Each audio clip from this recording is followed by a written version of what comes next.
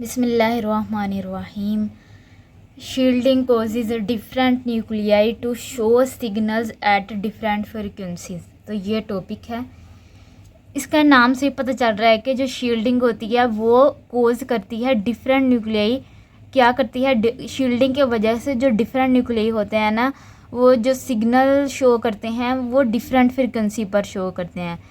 अब पढ़ते हैं ऐसा क्यों होता है। क्योंकि देखें, frequency of NMR signal depends on जो जो एनएमआर सिग्नल जिस फ्रिक्वेंसी पर आता है, सिग्नल जिस फ्रिक्वेंसी पर आता है वो किस चीज़ पर डिपेंड करती है?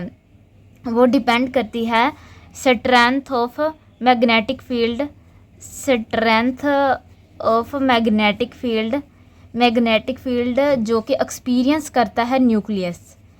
जो मैग्नेटिक फील्ड न्यूक्लियस एक्सपीरियंस कर रहा है उस चीज़ वो डिपेंड करती है, किस चीज़ पर डिपेंड करती है कि फ्रिक्वेंसी कहाँ पर आके सिग्नल कहाँ पे आएगा। यानी कि एक न्यूक्लियस जितनी मैग्नेटिक फील्ड को एक्सपीरियंस करेगा उतनी ही उसकी फ्रिक्वेंसी उतनी उसकी फ्रिक्वेंसी पर असर पड़ेगा। अगर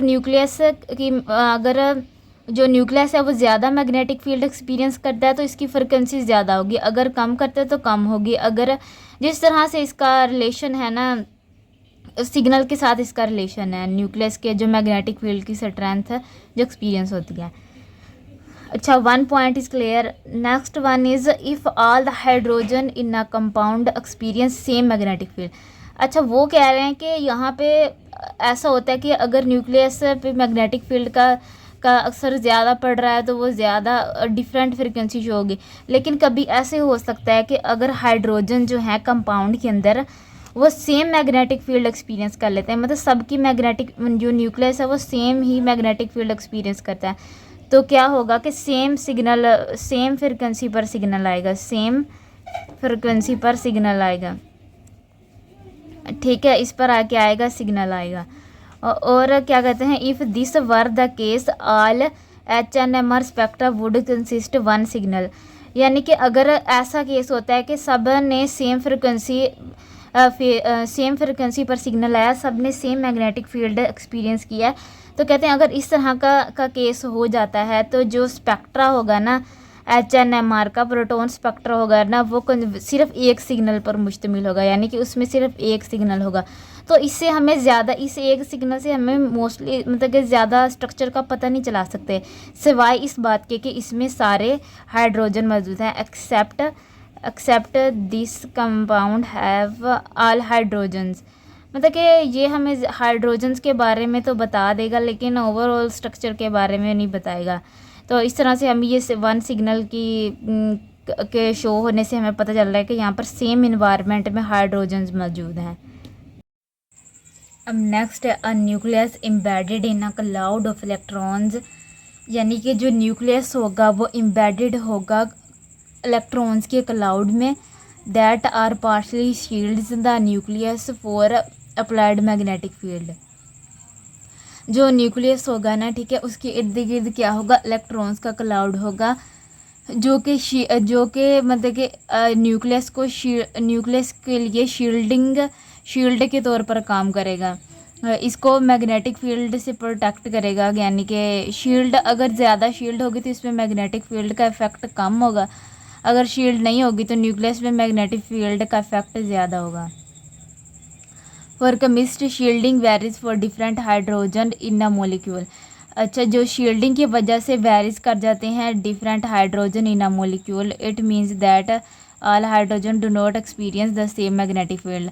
मतलब कि अगर इफेक्ट होते हैं डिफरेंट जो शील्डिंग की वजह से इफेक्ट होता है वो सेम मैग्नेटिक फील्ड शो नहीं करता, मतलब कि इफेक्ट नहीं होता ना वहाँ पे। तो अच्छा, आगे देखते हैं व्हाट कोजेज शील्डिंग। क्या चीज़ कोज करती है, क्या वजह होती है शील्डिंग की, क्यों चाहिए हमें शील्डिंग ताकि ये। अच्छा देखो, पहली बात, हमने यहाँ पर ये न्यूक्लियस लिया था ना, जो प्रोटॉन था, ठीक है, जो मॉलिक्यूल था, उसके इर्द गिर्द हमारे पास क्या होते हैं, इलेक्ट्रॉन्स होते हैं जो कि क्या करेंगे, शील्डिंग के तौर पर काम करेंगे। ये इलेक्ट्रॉन्स क्या हैं, इस न्यूक्लियस के गिर्द शील्डिंग के तौर पर काम कर रहे हैं। तो ये जो शील्डिंग है ना, इलेक्ट्रॉन्स की जो शील्डिंग है, अभी ये मैग्नेटिक फील्ड के अंदर रखा हुआ है। ये वाला जो है ना मॉलिक्यूल, जब प्रोटॉन ये मैग्नेटिक फील्ड के अंदर रखा हुआ है। तो अभी ये सिंपल शील्डिंग इन्होंने शील्ड किया हुआ है इर्द गिर्द इसके, तो इसको हम क्या कहेंगे, लोकल मैग्नेटिक फील्ड। क्या कहेंगे, local magnetic field. Local magnetic field. अच्छा, जब यहाँ से क्या होता है, लोकल मैग्नेटिक फील्ड होती है, ठीक है। फिर जब अप्लाइड मैग्नेटिक फील्ड आती है, जब इस पर मैग्नेटिक फील्ड अप्लाई की जाती है, तो जो मैग्नेटिक फील्ड यहाँ से फिल्टर्ड होके आगे चली जाती है, उसको हम क्या कहते हैं, मैग्नेटिक फील्ड को क्या कहते हैं, इफ़ेक्टिव मैग्नेटिक फील्ड। ठीक है, effective magnetic field, effective magnetic field. तो अब हमने इफ़ेक्टिव मैग्नेटिक फील्ड देखना है, तो कैसे देखेंगे, local applied magnetic field minus local magnetic field, तो हमारे पास क्या आ जाएगी, इफ़ेक्टिव मैग्नेटिक फील्ड। अच्छा, अब यहाँ पर डायमैग्नेटिक शील्डिंग क्या होती है, अगर तो जहाँ पर ग्रेटर इलेक्ट्रॉन डेंसिटी हो, इसके यानी कि न्यूक्लियस के गिर्द क्या हो, ग्रेटर इलेक्ट्रॉन डेंसिटी हो।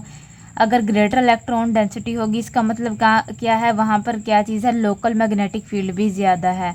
तो अगर लोकल मैग्नेटिक फील्ड ज़्यादा है, तो इसकी इफ़ेक्टिव मैग्नेटिक फील्ड कम आएगी, क्योंकि ये जितनी ज़्यादा शील्डिंग होगी, उसकी जो अप्लाइड मैग्नेटिक फील्ड होगी वो उसके को ये जो होती है ना, ये जो लोकल मैग्नेटिक फील्ड है ना, ये जो अप्लाइड मैग्नेटिक फील्ड आ रही है ना, इसके अगेंस्ट ये क्या करती है, ओपोजिशन का काम करती है, ओपोजिशन का अपोज करती है इसको, ठीक है, ओपोजिशन का काम करती है। तो ये जितनी ज़्यादा होगी मैं शील्ड इसके इर्द गिर्द, उतनी ही कम ये जो अप्लाइड मैग्नेटिक फील्ड इससे फिल्टर होगी और इफेक्टिव मैग्नेटिक फील्ड कम आएगी हमारे पास।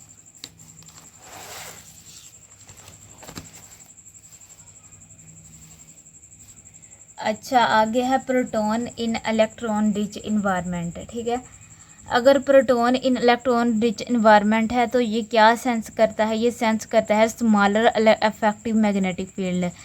अगर इलेक्ट्रॉन रिच इन्वायरमेंट, प्रोटॉन जो है वो इलेक्ट्रॉन रिच इन्वायरमेंट है, इसका मतलब वहाँ पर क्या होगा, स्मॉलर इफेक्ट होगा इफेक्टिव मैग्नेटिक फील्ड का, और requires a lower frequency to come into resonance because delta E is smaller, ठीक है। तो इसी तरह इसका उल्टा है, अगर तो प्रोटॉन इलेक्ट्रॉन पुअर इन्वायरमेंट में होगा, तो उसकी सेंस क्या होगी, a larger effective magnetic field.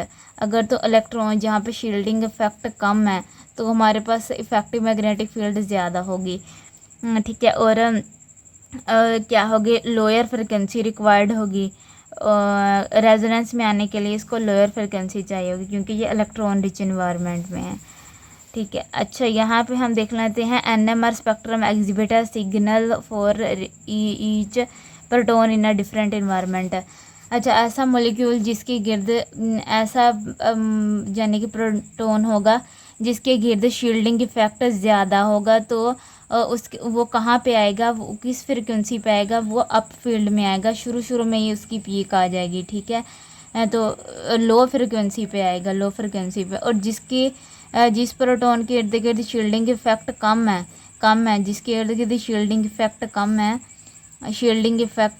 कम है, वो क्या होगा, उसकी यानी कि डी शील्डेड। अगर शील्डिंग इफेक्ट कम है, मतलब डी क्या है, डी शील्डेड है। तो डी शील्डेड होने की वजह से क्या हो जाता है, यहाँ पर इसके अंदर इलेक्ट्रॉन पुअर इन्वायरमेंट आ जाता है। तो इसका मतलब क्या है कि यहाँ पर लार्जर मैग्नेटिक इफेक्ट होगा, और ये पीक जाके आगे करके बनेगी इस साइड पे, डाउन फील्ड की तरफ, ठीक है। ओके, अल्लाह हाफिज़।